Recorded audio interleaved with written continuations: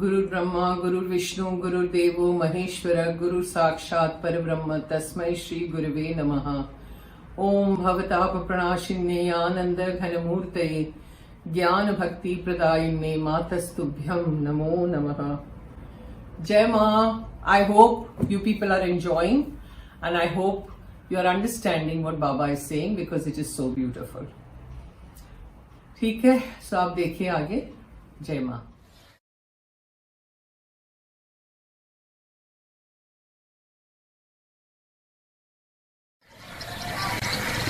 वैसे ही एक बहुत बड़ी महिला संत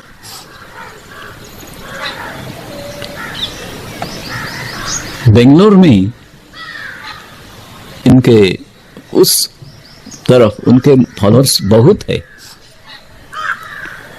रमा देवी उनका नाम। अपने भाव समाधि में अनेक बार रहती थी।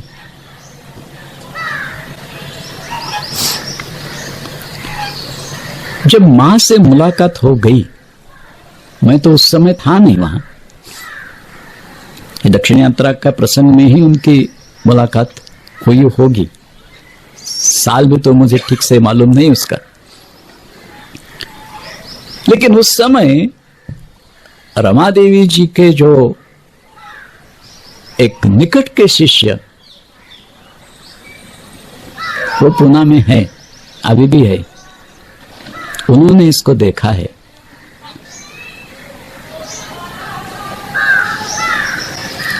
वो कहते हैं जब मां आने वाली थी तब से कह रही थी, रमा देवी जी तब से कह रहे थे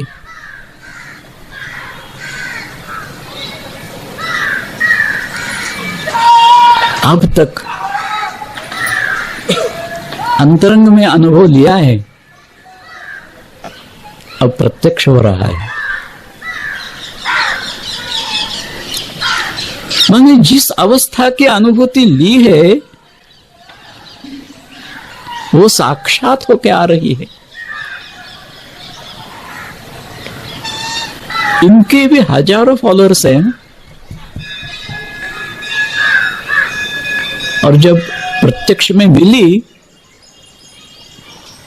तो कुछ बोली नहीं, सिर्फ देखती रही थी।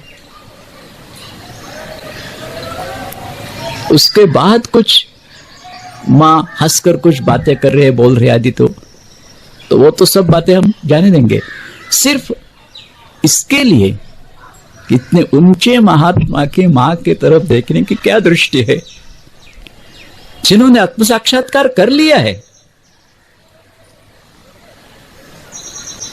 दिन में कई घंटे जो भाव समाधि में रहती है, उस समाधि में जो अनुभूति आती है, वो अनुभूति साक्षात सामने, उनकी क्या स्थिति होगी, क्या अनुमान कर सकते हो स्थिति का?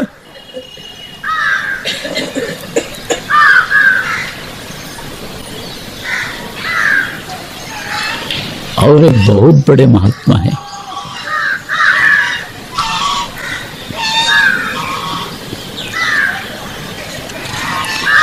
बनारस में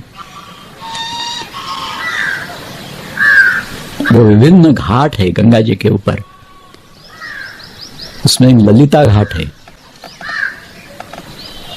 ललिता घाट उसका नाम इसलिए पड़ा कि वहां अधिष्ठात्री देवता जो है ललिता अम्बा महात्रिपुर सुंदरी का मंदिर है। वहां उस मंदिर में ये रहते थे, दंडी स्वामी थे, पूर्ण रीति से आश्रम का, संन्यास आश्रम का पालन पूर्ण रीति से करते थे।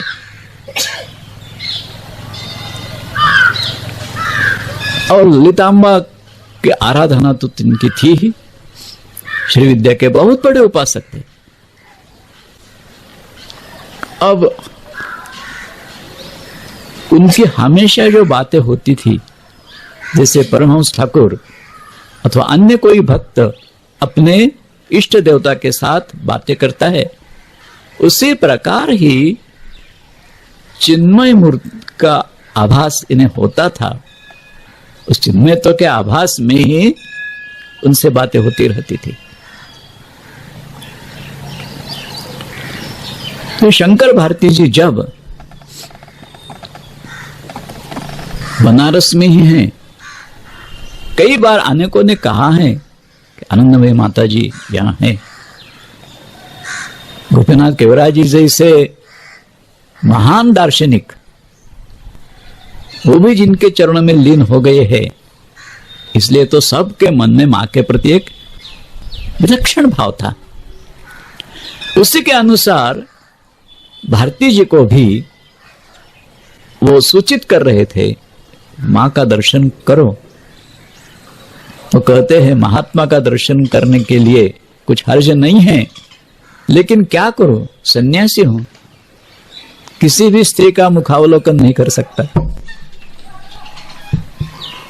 सन्यास नियम का अत्यंत काटेकोर पालन, भिक्षा मांगकर ही निर्वाह करते थे। वो भिक्षा भी 5 घर में लेना, वो भी निश्चित घर में नहीं। आज इधर गए, 5 घर में भिक्षा ली, उसमें से समझो 1-2 ने नहीं दी भिक्ष, तो भी परवाह नहीं, 5 घर होने के बाद वापस। एक आधा दिन मिली नहीं भिक्षा, तो भी 6ठे घर जाके नहीं मांगना। बहुत बड़ा कठोर पालन करते थे संन्यास नियम का, और अवस्था भी बड़ी ऊंची। लेकिन आखिर शरीर है, वृद्ध हो गए, थक गया शरीर, तो वहां से लिता घाट से निकलकर गांव में जाना और वही भिक्षा मांगना,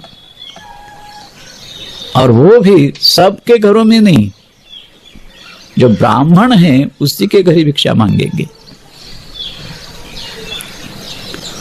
तो ये अब हो नहीं रहा था। तब इनके शिष्यों ने विचार किया, ये तो ऐसा मानेंगे नहीं, हम अगर कहेंगे कि हम आपके लिए यही सब प्रबंध कर देंगे, अब भिक्षा मांगने की जरूरत नहीं है।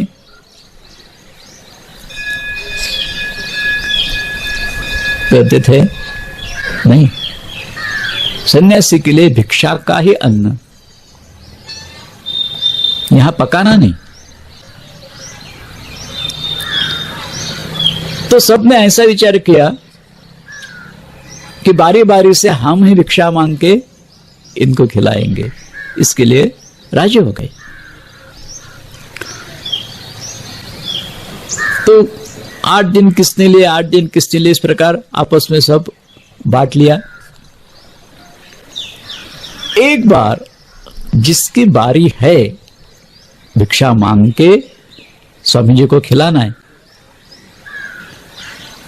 कारणवश उसे कहीं दूसरे गांव जाना पड़ा। सोचता था सवेरे चला गया है, दोपहर तक आ जाऊंगा, भिक्षा दे दूंगा, लेकिन वो हुआ नहीं। वहां से और किसी दूसरे गांव जाना पड़ा, और यहां आए नहीं है। बहुत पुरानी बात है ये।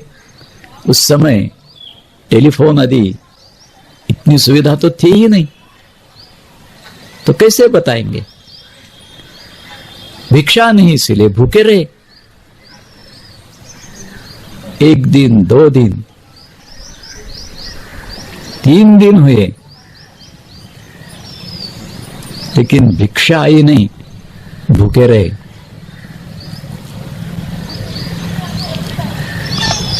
अब किसी को बोल भी नहीं सकते, अपना अपना संन्यास धर्म है, जाकर भिक्षा भी मांग नहीं सकते हैं, उतनी ताकत है नहीं रही। और फिर 3 दिन का उपवास, ऐसे उठ गए। नितांबा के मंदिर से या वो रहते थे वहीं से उठ गए और जो अन्नपूर्णा जी का मंदिर है, अन्नपूर्णा जी का मंदिर, विश्वनाथ का मंदिर और बाद में ललिता घाट में ललितांबा का मंदिर। तो ललिता घाट से निकलकर आ गए अन्नपूर्णा जी के मंदिर में, हाथ जोड़े और मन ही मन कह रहे हैं कि देखो भगवती, ये तुम्हारी नगरी है, तुम अन्नपूर्णा हो, तुम्हारी नगरी में मैं भूखा हूं 3 दिन, अगर कुछ करना है तो तुझे ही करना पड़ेगा। मन ही मन कहा और आगे जैसे अपने ललिता के मंदिर के अंदर जा रहे हैं, दरवाजे में ही एक ब्रह्मचारी देखा। उसके हाथ में एक डिब्बा था। स्वामी जी को देखते ही उन्हें आगे होकर चरण छू ले। स्वामी जी कहते क्या बात है? और कहता है आनंदमयी मां ने आपकी भिक्षा भेजी है।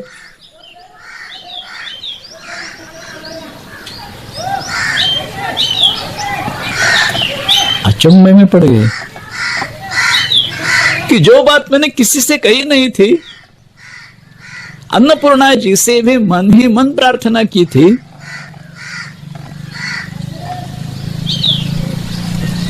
वो आश्चर्य से देख रहे ब्रह्मचारी की तरफ। तो ब्रह्मचारी कहता है माता जी ने आपसे कहा है कि बाबा जब तक आपका शरीर, आपकी भिक्षा आश्रम से आ जाएगी। आश्रम से लेने में तो कुछ संन्यास धर्म का उल्लंघन नहीं है। बड़े आश्चर्यचकित हो गए। मां का स्वरूप क्या है देख लीजिए आप। जगन माता को की हुई प्रार्थना आर्त होकर उसके बालक ने, देखो वहां से अन्नपूर्णा जी के मंदिर से निकलकर ललिता घाट पर आने के लिए धीरे धीरे आएंगे तो भी 5-7 मिनट से ज्यादा नहीं लगेंगे।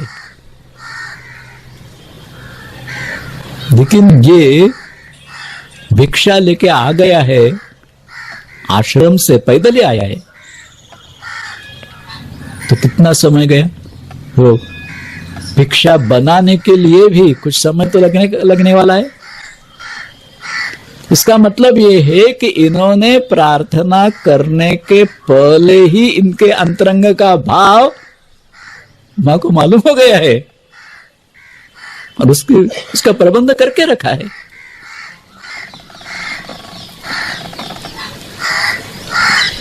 तब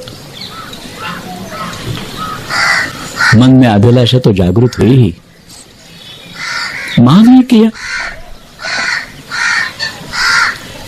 अब अपनी आराध्य देवता ललितांबा से बात कर रहे हैं कि भगवती आपसे मैं बातें करता हूं, लेकिन आपका चिन्मय स्वरूप है, मेरे सिवाय किसी के दृष्टि में आप आती नहीं है। तो शायद सब सोचते होंगे कि कैसे हवा से बातें करते बैठा है, क्या पागल बन गया है क्या? तो ऐसा करो ना, इस स्थूल दृष्टि से देखा जाए ऐसा शरीर धारण करो। तब ललितांबा कहती है, ये बात भारती जी ने स्वयं कही है। तब ललितांबा ने उन्हें कहा कि मेरा स्थूल दृष्टि में आने वाला स्वरूप देखना चाहते हो, जाओ आनंदमयी मां के पास जाओ, उनका दर्शन करो।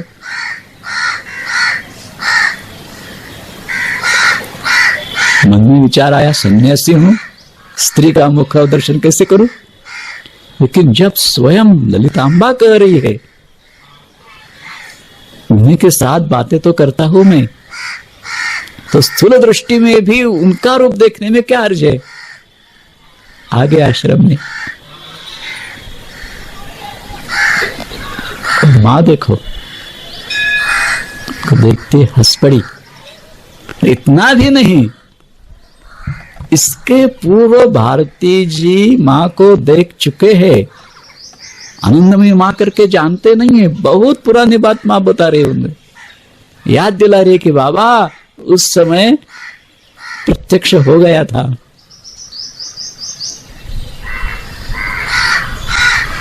ये प्रसंग जो है ना, इस प्रसंग से शंकर भारती एक ऐसे उच्च कोटि के महात्मा थे। उस समय बनारस में भी उनके संबंध में बहुत सी बातें हैं। तो मन में सवाल आ गया, ये प्रसंग तो गुरुप्रिया दीदी की किताब में है ही, लेकिन जब मातृकथा में करने लगा तब मन में विचार आया कि हम तो मां के प्रति तो श्रद्धा है ही, गुरुप्रिया दीदी के प्रति भी श्रद्धा है, वो तो कुछ गलत नहीं लिखेगी, इस बात पर श्रद्धा है हमारे। लेकिन जब ये बात मैं किसी से कहूं तो वो तो जरूर कर सकता है, इसके लिए कुछ प्रमाण है क्या? हाँ, उन्होंने कहा सिर्फ इतने प्रमाण तो दूसरे मानेंगे नहीं, श्रद्धा की वजह से हम मानेंगे। दीदी ने कहा है तो जरूर वैसे होना चाहिए। तो फिर मैं कोशिश करने लगा, जैसे गुरुप्रिया दीदी की किताब में इसका उल्लेख है, उसी प्रकार भारती जी के किसी अनुयायी ने अगर कुछ किताब लिखी हो और उसमें उल्लेख हो तो जरूर प्रमाण हो जाएगा ये। लेकिन ऐसा तो कुछ उससे लिखा नहीं उन्होंने।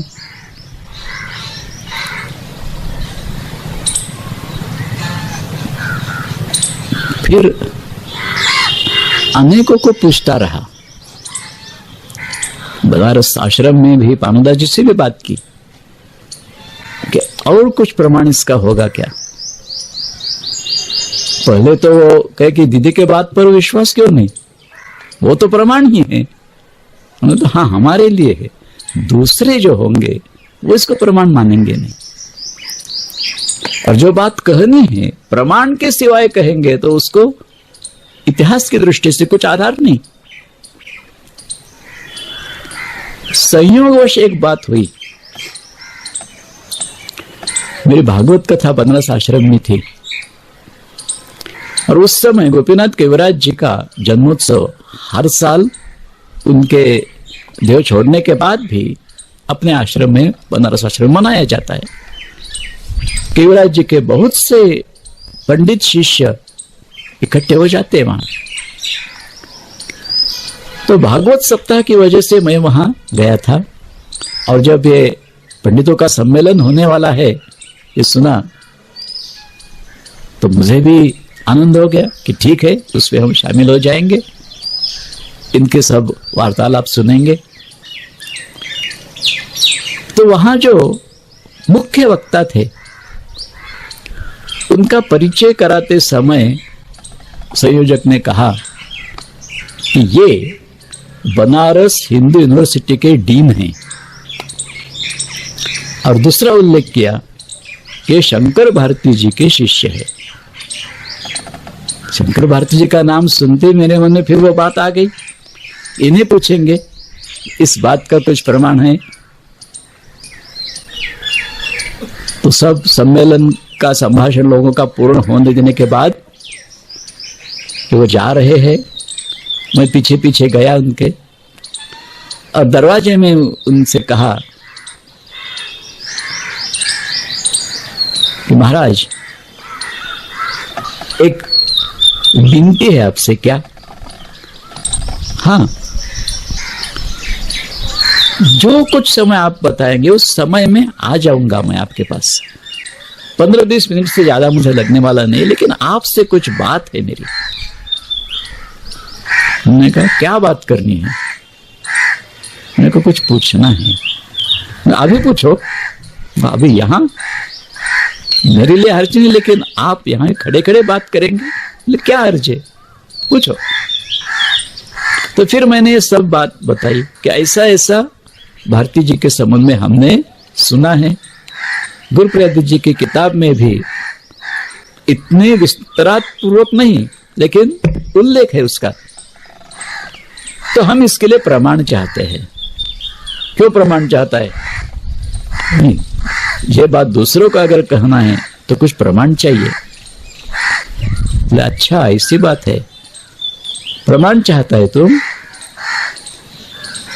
मैंने पूछा उन्हें कि कुछ किताब लिखी है भारती जी ने अथवा उनके शिष्यों ने, उसमें उसका उल्लेख है क्या?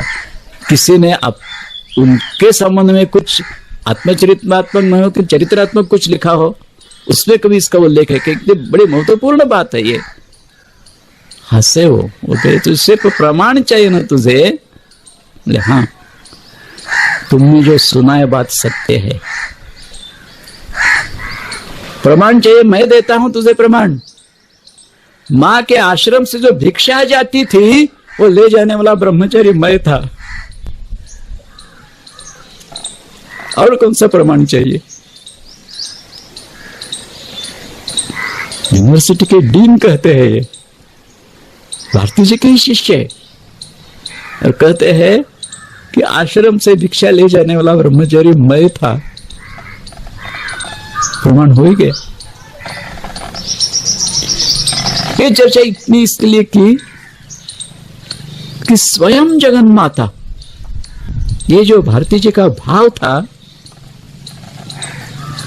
वो स्पष्ट रूप से देखते हैं हम। यहां कुछ मनगढ़ंत बात इसमें नहीं है, तो ऐसी घटी है कि उनके मन में आके वो प्रार्थना करने के पहले ही उसका प्रबंध हो गया है। और इतना भी नहीं, उनको कहा गया है कि जब तक बाबा आपका शरीर दीक्षा आश्रम से आ जाएगी, और वैसा ही प्रबंध हुआ।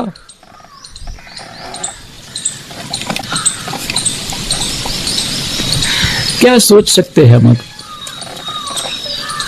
इस अवस्था का कुछ भी सोच नहीं सकते।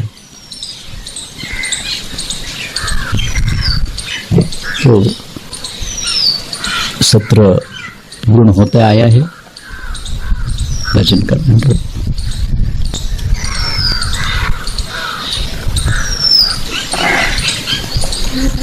माँ की बातें ऐसी है,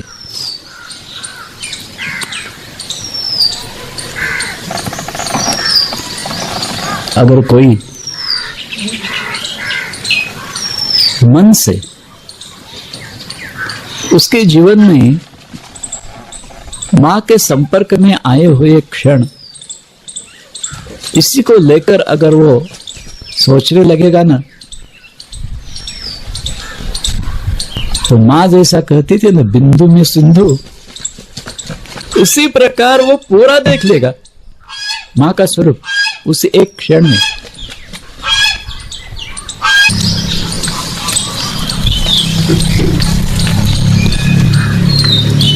आप लोग एक श्लोक तो जरूर जानते होंगे, आप सब मिलकर गाएंगे जब तक भजन शुरू हो जाएगा तब तक। निर्मलात्वम चिदानंद रूप मंगलकारिणी, जिनको आता है सब गाइए। निर्मलात्वं चिदानंद रूप मंगलकारिणीं विश्वात्मिका वियद्रूपा विश्वधात्री स्वयं प्रभा महासरस्वती देवी चित्प्रकाश स्वरूपिणी महाकाली महालक्ष्मी शांभवी वैष्णवी तथा एता विभूतयो मातर सन्ति ते नात्र संशयः शक्तिरूपानन्दमयि साक्षात् त्वमसि केवला एता विभूतयो माता सन्ति ते नात्र संशयः निर्मला त्वं चिदानन्द रूप मंगलकारिणी विश्वयात्मिका वियद्रूपा विश्वधात्री स्वयं प्रभा महासरस्वती देवी चित्प्रकाश स्वरूपिणी महाकाली महालक्ष्मी शाम्भवी वैष्णवी तथा निर्मला चिदानन्द रूपमङ्गलकारिणी। ये श्लोक जो है इसके आगे भी चरण है जो आपके पाठ में नहीं है। एता विभूतयो मातर सन्ति ते नात्र संशयः अस्मां पृथक् जनास्त्रातुं मार्गं दर्शयितुं तथा गृहीत विग्रहे देवी सर्वेषां प्रतिभासिनः।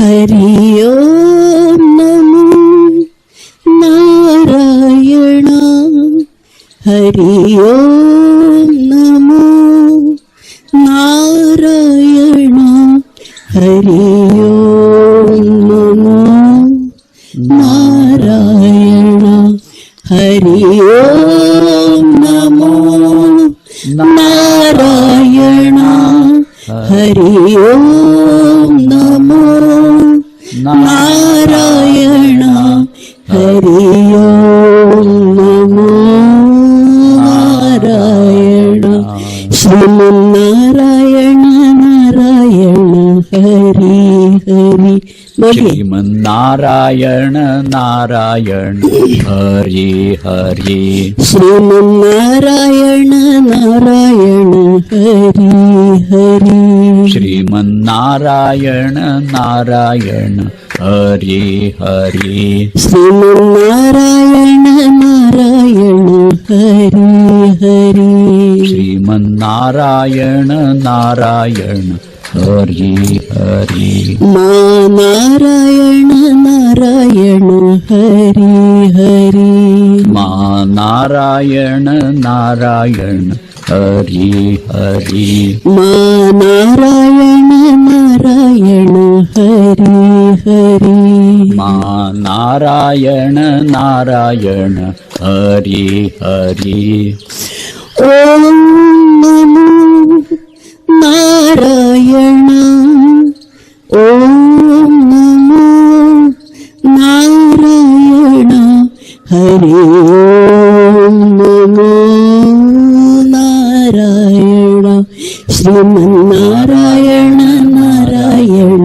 हरि हरि श्रीमन्नारायण नारायण हरि हरि मां नारायण नारायण हरि ताली बजाइए मां नारायण नारायण हरि हरि मां नारायण नारायण हरि हरि मां नारायण नारायण हरि हरि मां नारायण नारायण हरि हरि मां नारायण नारायण हरि हरि श्रीमन्नारायण नारायण हरि हरि श्रीमन्नारायण नारायण हरि हरि मां नारायण हरि हरि मां नारायण नारायण हरि हरि मां नारायण नारायण हरि हरि मां नारायण नारायण हरि हरि मां नारायण नारायण हरि हरि मां नारायण नारायण हरि हरि मां नारायण नारायण हरि हरि मां नारायण नारायण हरि हरि श्रीमन्नारायण नारायण हरि हरि श्रीमन्नारायण नारायण हरि हरि नारायण नारायण हरि हरि नारायण नारायण हरि हरि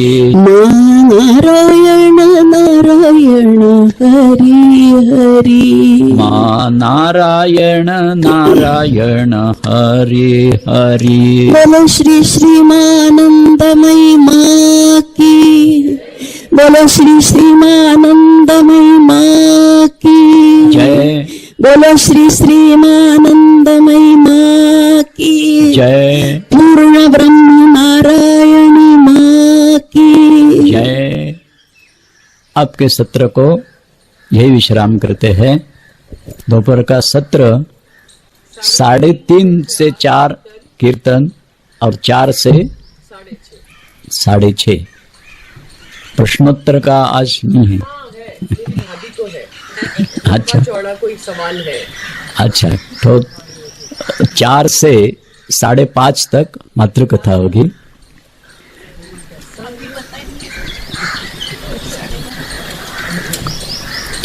और उसके बाद अगर किसी के प्रश्न होंगे तो उसी का उहापोह करेंगे। ओम भवताप प्रणाशिन्ये आनंद घन मूर्तये ज्ञान भक्ति प्रदायिने मातस्तुभ्यं नमो नमः। जय मां।